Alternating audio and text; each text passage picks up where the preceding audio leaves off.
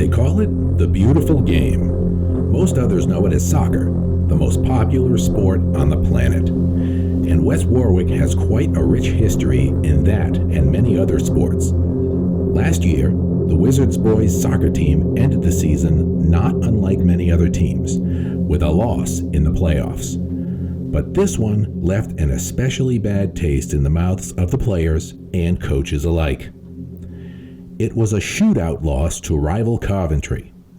Head coach Tyler Coburn and assistant Dennis Callahan also played for this very same West Warwick team, which made the loss hurt that much more. In fact, they were there for the team's glory days, which saw back-to-back championship appearances in Divisions 3 and 2, respectively. Can they bring the glory days back, this time as coaches? We'll hear from the head coach himself on the latest edition of the Words with Wizards podcast. This is the Words with Wizards podcast, your look at the world through the lens of West Warwick High School. It's where we talk to interesting people, visit cool places, and sometimes hit on a big story. And at the end of it all, you'll learn a little more about what's going on in the land of the orange and black. And now, here's your host, a man who is high on the drug of life, Mr. Eric White. Hi everyone, welcome to the show. This is the Words with Wizards podcast, and today is Friday, September 30th, 2022. And this is episode 26. Right now, the boys soccer team is 1-3-2. But as they say, there's a story behind the numbers. This Wizards team has been in every game, all its losses coming by a single goal. And there is still time to turn things around in this young season and make a run for the Division 2 playoffs. We sat down before the season with head coach Tyler Coburn, who is in his second year at the helm of his former team. Along with the typical prognostications about the upcoming season, we talked to him about what it's like to coach his old team, and even coach against his old coach. Here's what he had to say. We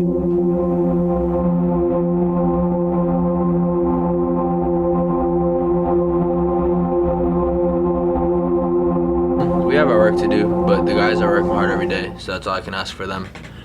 We have a lot of kids that are ready to step up and take the most of their opportunities, so I'm excited to see how they all grow. Looking at the playoffs again this year? Of course, that's always the goal. Absolutely. You made the playoffs last year, but went on the road, and were a quick exit, but heartbreaking defeat. It was a penalty shootout. Oh. And against who? Coventry. Against that's right. Okay, it's all coming back to me now. Who are some of your big contributors going to be on the team this year? We have Michael Strain. He's one of our top guys. Derek Petralco, Nathan Vanas, Jason Anzavino, Damon Wilson, Devin Cabral, all those seniors. Then you have some young guys that may surprise you, like Aaron Sotola, Dominic Carollo, Logan Soares. I'm excited to see what they bring also. Excellent. So, in Division 2, yes. Who are going to be some of your bigger hurdles this year? It's tough. It's tricky. You'll have those top guys from D3 that move up, and sometimes they have those younger teams that are still developing. Yeah. So they make a good run in D2. And you also have the bottom of the barrel from Division 1, where a lower team in Division 1 could be a top team in Division 2. You never really know. So it all depends on how it translates and how they all adjust into the new division. Division 2, I basically tell the team every game you play is a playoff game. Yeah. And dropping the littlest of points can eventually lead to losing out in a tiebreaker in the standings or a playoff match down the road, your seeding, it all affects. So every game is a playoff game or even a final for us. Yeah. Who are some of the names that you're going to be seeing? Who are some of the teams that you're going to be seeing on the schedule? Cranston East is always a tough game. East Greenwich will always be a tough game. Coventry will always give us a tough run for our money. Yeah. The down south teams like Chariho, Westerly, and Tiverton, those are going to be tough. You have Shea coming down from Division 1. Yeah, they were in Division 1 for a while. They were a powerhouse in Division 1 for a while. Yeah. Pierre, the old wrestling coach. Yes. He was the head of their program for a while. Yeah. He's a good guy. He now the thing I realize why they do the realignments, and it always seems though that when they do the realignment, it's a year or two too late, because they have to base it on the most recent season. I agree. But you could get a team that drops down from Division 1 or comes up from Division 3 who, didn't do well last year, but they're loaded this year. Definitely. And like in volleyball, our girls team is bumped up to Division 1 because they've had had amazing seasons. And this is a rebuilding year for them. Exactly. But that's the way it goes. And we're in a similar boat with that too. You could call it a rebuilding year, but you have such great hardworking seniors where you can't necessarily look at it like a rebuilding year because you want to do everything you can for them to succeed. Yeah. And for them to win and have those opportunities to make a good playoff run. Yeah. But also in the same sense, you do have to look at the future always. And we did it. We had the opportunity to go down to Division 3, but it's not just the way I envision it. We want to be playing the toughest competition that we can play because it's the only way to improve. Yes. You know what I mean? Absolutely.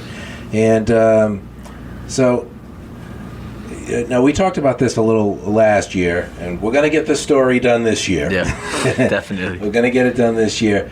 What is it like to coach the team that you played for? Now, you coached, just want to give the audience a little background here in case they don't know. You coached the middle school team, and you guys went all the way, correct? Yeah, we were division champions, and in middle school, there's no D1, D2, D3. Yeah. You're all split up by state. So in the big state championship tournament, we made it to the semifinals.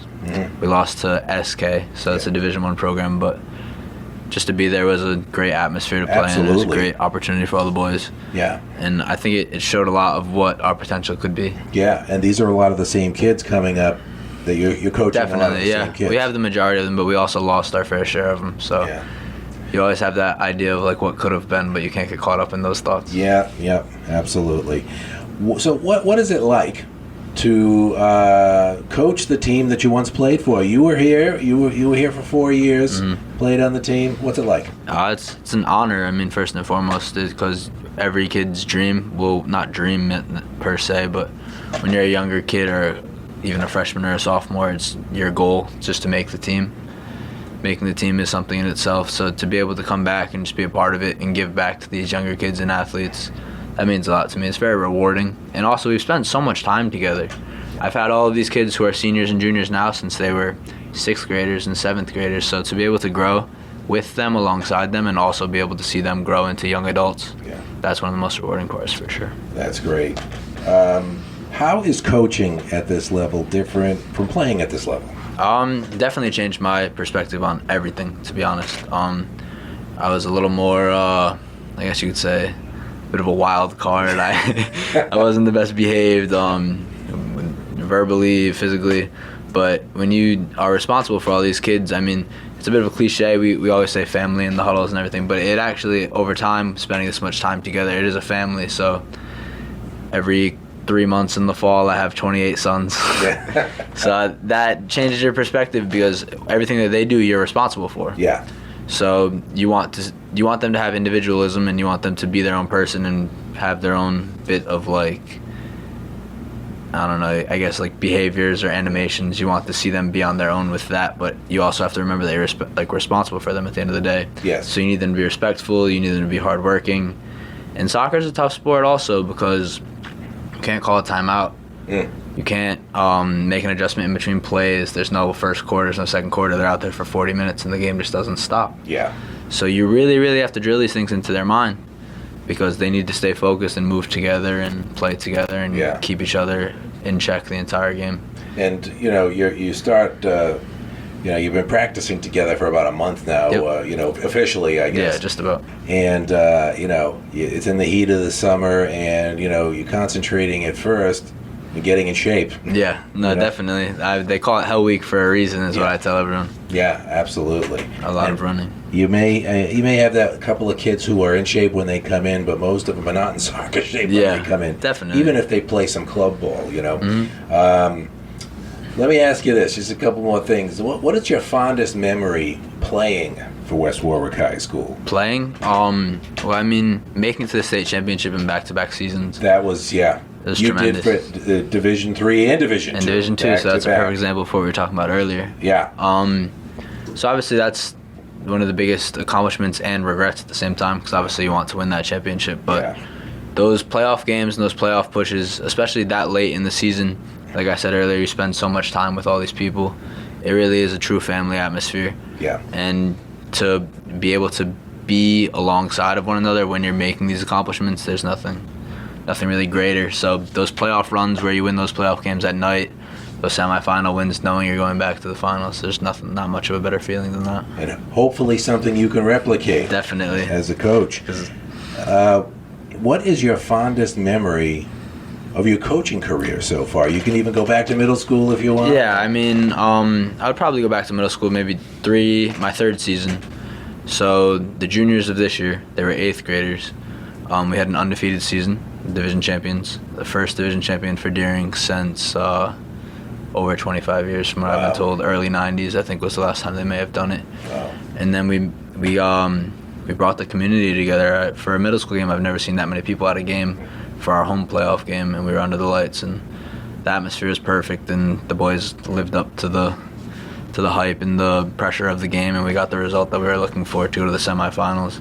So that run was very special because it was just something I've never seen for our middle school program as a player or a coach. Yeah. And it was just very special to be able to do that alongside them, knowing how much work they put in all season. Yeah. They deserved all of that. Yeah.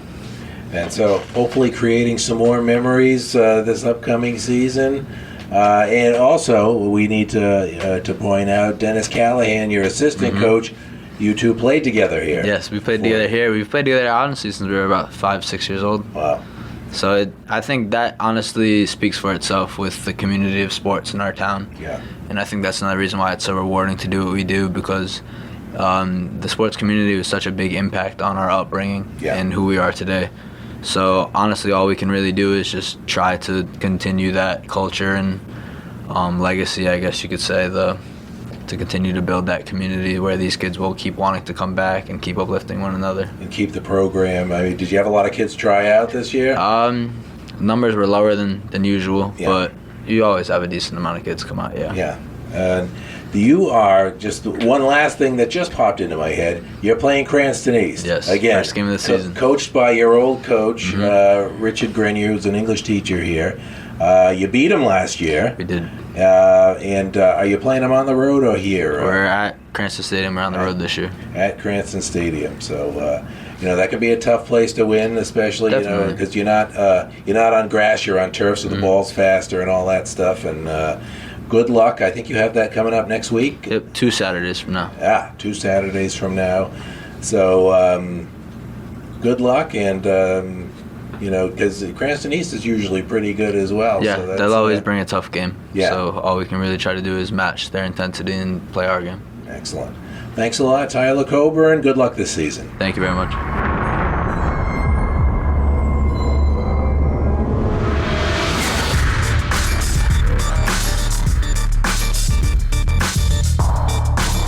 Thanks for tuning in. All music and sound effects for the podcast come from WeVideo, Speechello, and My Instance, which I use along with Audacity to produce this show. And special thanks to morning show producer Riley Maynard for producing the interview portion of this podcast. This has been a presentation of the Media Broadcasting and Journalism Pathway at West Warwick High School. If you're a student interested in learning more about radio, TV, and journalism in general, then you can get in touch with me, Mr. White, at ewhite@ww-ps.com. More information about the Pathway is also below on the YouTube version of this show. And you can also listen to the Words with Wizards podcast on Spotify and Google and anywhere pretty much you get your podcasts. The Pathway and shows like this are not possible without sponsor support. Part of being a sponsor is that you and or your business can get exposure on this and other Pathway broadcasts. Funding goes toward the purchase of new equipment, student scholarships, and professional development. You can find more information on sponsorships, which are tax deductible by the way, at the bottom of the YouTube version of this podcast. Have an idea for the show? Visit the Words with Wizards webpage at wwhstv.com. There's a form on the page that you can fill out to let me know about your ideas for the show. And we'll see you back here within a week to chat with tennis player Tiana-Lee Kiovangacic. We're going to teach you how to pronounce her name properly and talk about her success on the tennis court and a little bit about softball too. Until then, stay safe and stay informed.